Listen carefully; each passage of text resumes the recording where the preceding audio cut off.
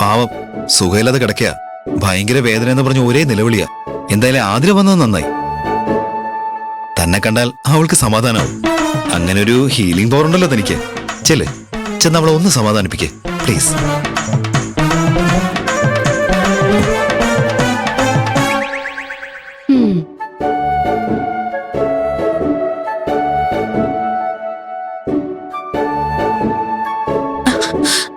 എണീക്കണ്ടാനു?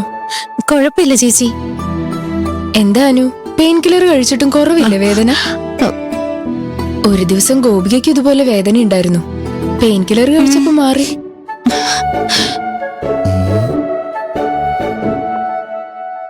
ഓ അത് ശരി, അവിടെ നിന്ന് പ്ലാൻ ചെയ്യാണല്ലേ? പിന്നെ എനിക്ക് മാത്രം എന്താണാവോ ഇങ്ങനെ? സത്യം പറയാനു, ശരിക്കും നിനക്ക് വേദന കൂടുതലാണോ അതോ ഇനി ആരെങ്കിലും പറയിപ്പിക്കുന്നതാണോ? അത് ചേച്ചി. ആ പറ ചേച്ചി, എനിക്ക് മാപ്പ് തരണം. ആതിര ചേച്ചിയുടെ മുന്നില് ഇല്ലാത്ത വേദന അഭിനയിച്ചു കാണിക്കാൻ എനിക്ക് വയ്യ.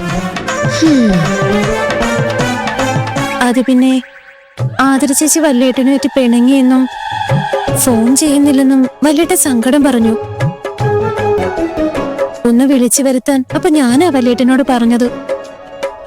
വിളിച്ചു വരുത്താൻ ഒരു കാരണം വേണമല്ലോ. അതാ കൈവേദന എന്നൊക്കെ പറഞ്ഞത്.